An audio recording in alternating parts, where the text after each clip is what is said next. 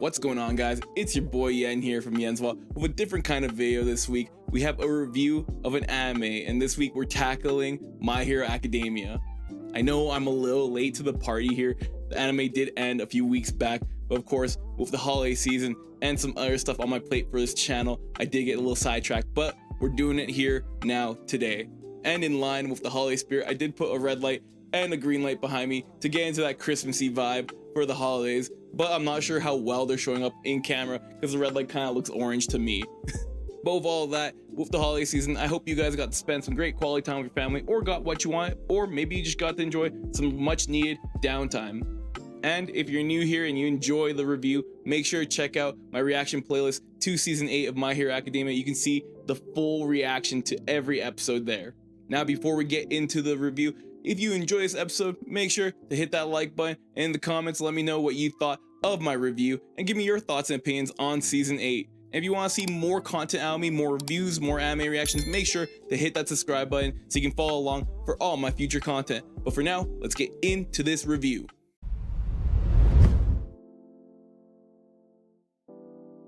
Alright, ladies and gentlemen, we're going to shoot from the hip on this one and go episode for episode, but not spend too much time. You're going to hear the good and the bad. And at the end, we'll talk about my final review on this season.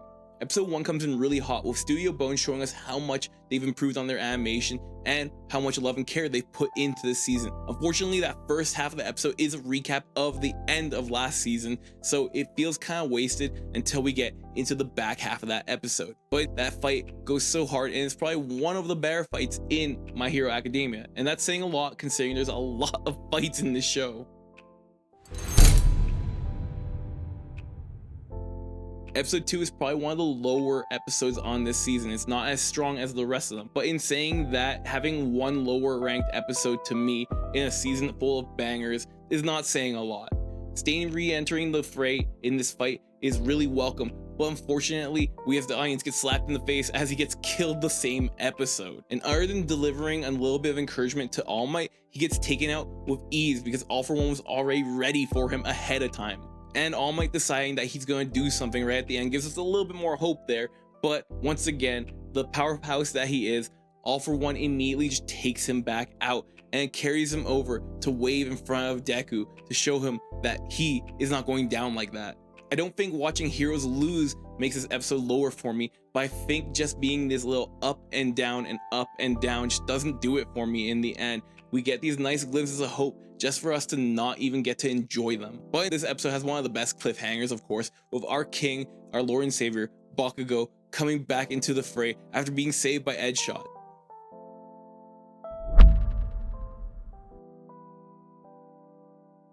But in episode 3, we go from one of the lowest lows to one of the highest highs in this season. This episode gives us one of the best choreographed fights this entire season, while showing off Bakugo's strengths at the highest limit that he can push him to. Getting to see Deku and Bakugo have that mutual understanding to save All Might shows how far along their rivalry and their friendship has come since the very beginning. And if you've been watching from season 1, it is a 180 difference, and it's so beautiful to see if you've been following along. And the little commentary that Deku gives us of the wind changing, showing us everyone's will to save All Might, pushes Bakugo into actually saving him, but that also shows as the tides of the battle are starting to turn.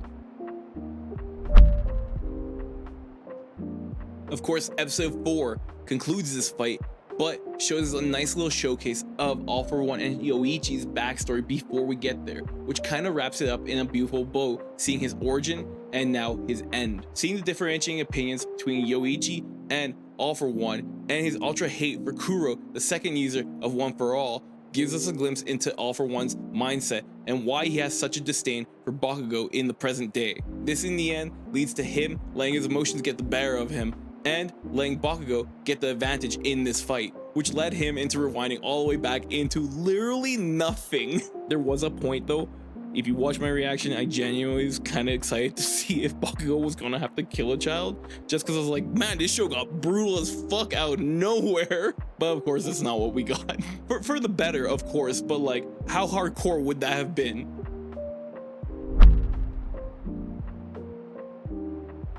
Episode 5 comes back with Deku and Shigaraki's fights, where Deku learns they can transfer the previous users of One For All into Shigaraki, Of course, he only finds this out after getting smacked around a little bit at the beginning of the episode, which to me feels a little off, because if he was in this do or die fight, why wouldn't he be going all out until the end of the episode? Using the full capacity of Black Whip around his body shows us that he wasn't even fighting at the best potential he could have been off the rip of the fight, which in hindsight he should have been. Also, the idea of him entering this hole in Shigaraki's subconscious, it makes sense in terms of My Hero Academia and their whole play between the two subconsciouses of One for All and All for One, but to me feels almost ex machina. It feels like it comes out of nowhere, something that Star is left back there when she fought Shigaraki, but we never got to see that during that fight. Still a good episode, just one of those plot beats that didn't really sit too well with me on a second watch through.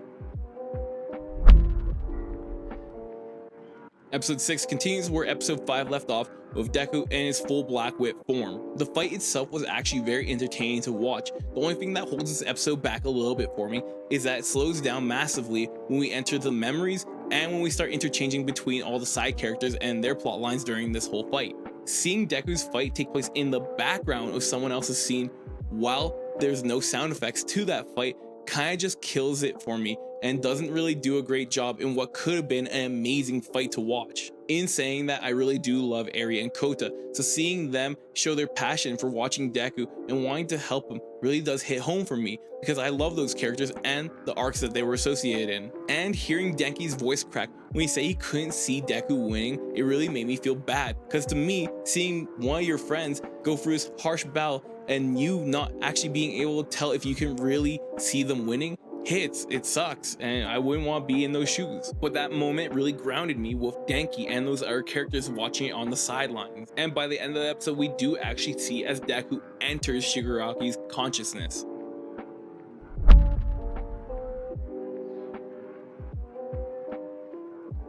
Episode 7 shows us Shigaraki's origin, which we as an audience have seen a few times already, but Deku seeing it for the first time really does drive home his goal to wanting to save Shigaraki. This of course leads to a confrontation between both their consciousnesses, where Shigaraki starts to decay Deku's arms. But before we even see how that plays out, one of the biggest reveals of this entire show happens. All for One showing that he's been pulling the strings from the very beginning is so dastardly and evil, but so well written. We as the audience already knew that he played a hand in Shigaraki's origin, but we didn't know the levels that he had gone to turn Shigaraki into the person he was in the present. And now with Shigaraki's weakened conscious, All for One takes over and kicks Deku back out. With Deku now out, but also missing his arms, we get another huge reveal for this episode. Aizawa pulls up with the full squad of heroes that are capable of fighting, and now they're here to help Deku. Now this is a side tangent, but one of my biggest gripes of this episode was Deku getting his arms back. Of course, the story has done a fantastic job of letting us know that this wouldn't last forever. And if you use any 2 brain cells, you can probably put in 2 together that Eri's gonna help him out. But seeing him get his arms back the same episode he lost them feels very anticlimactic. After the return of All for One and Deku losing his arms, the stakes feel huge. But before you can even let the despair sink in, Aizawa returns, Deku gets his arms back, and there's a full squad of random side characters willing to help him out. For me personally, I would have felt a little more on edge, and once again felt the despair a little longer if they had waited for the next episode. Instead of ending on a low note and making us scared for our protagonist and starting the next episode on a high note, we just had one episode make me rubber band my emotions between high and low. I will say though, the ending of this episode was hype still nonetheless. Now the finale, the final episode of the actual proper full story before we hit the epilogue. I have been giving you guys a little bit more of my harsher opinions, but this episode was phenomenal. The one thing I can say that I didn't like about this episode was All for One coming back to life when he got hit the first time. Instead of making it feel scary, it felt more like a just die already moment in the anime. But aside from all of that, from the Easter egg moments of the first season to all the flashbacks we have with the characters of Class 1A made this episode incredible. The iconic "you can do it" scene really does hit home, and honestly every time I watch it gives me chills. And the final moment that made this episode so great was Shigaraki coming back in the consciousness side of All for One and Deku attacking him from the physical side together so that they could end him finally. With this amazing moment that they spend talking to each other as Shigaraki's consciousness finally fades out of existence. But in his final moments, he never gave up his goal, his passion, which was so eye-opening for us to see that he didn't want to change. He just wanted to continue to destroy, but it wasn't for himself. It was for the people around him that believed in him. And that puts a nice big ribbon on top of the present that was season 8. Now we're going to rapid fire all these epilogue episodes really quickly here at the end.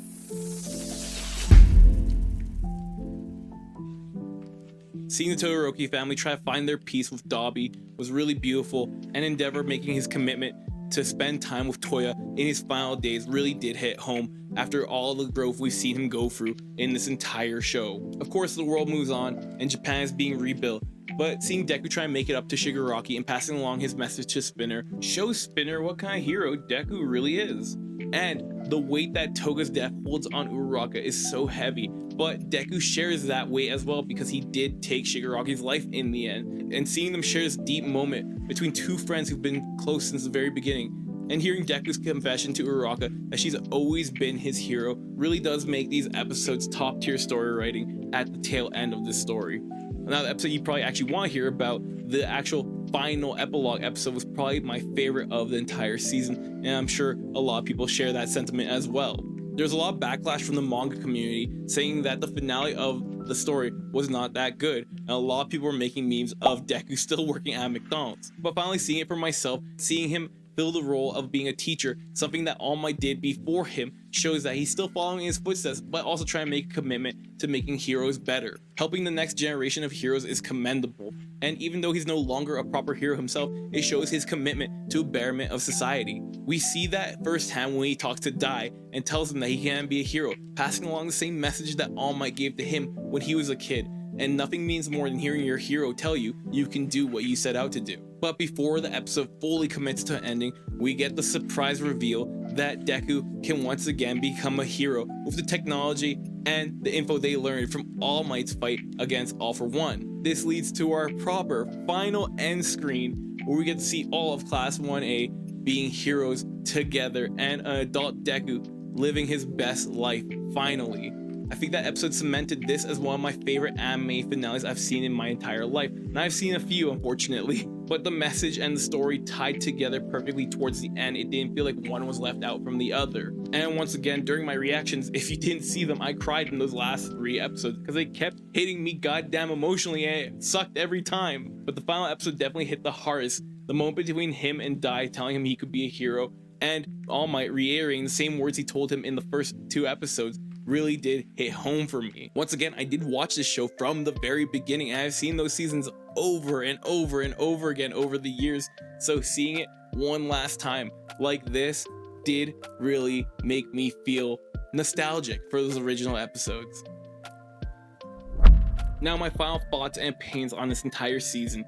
It was phenomenal, the story was great, the animation was spectacular. There were a few low points in the story and a few mulligans that I feel like could have been handled a little bit better, but overall I fully enjoyed it, and on first view watching, it was gas the entire season. It was only after I took a few steps back to rewatch them that I kind of noticed some of the imperfections around it, but doesn't mean it ruined the show for me. Now, as a final review score on this season, out of 10, I would put this score at 8.5 out of 10. Is almost a 9 out of 10, but those little imperfections and little moments that I personally didn't like, just drop it 0.5 from the 9 for me. But still 8.5, great score to have. I don't think that's a bad thing at all. Now remember, these are my thoughts and opinions, my scoring on it. If you have differentiating thoughts, make sure to let me know in the comments. This wasn't meant to offend anyone or make anyone think of the show in a worse light, but just a realistic approach as someone who's been watching it from the beginning. Now, if you like my review and my opinions, make sure to hit that like button. In the comments, let me know what you didn't like or what you thought should be different. And if you want to see more reviews and reactions out of me, make sure to hit that subscribe button. But for now, this is goodbye. I'll see you guys in the next series.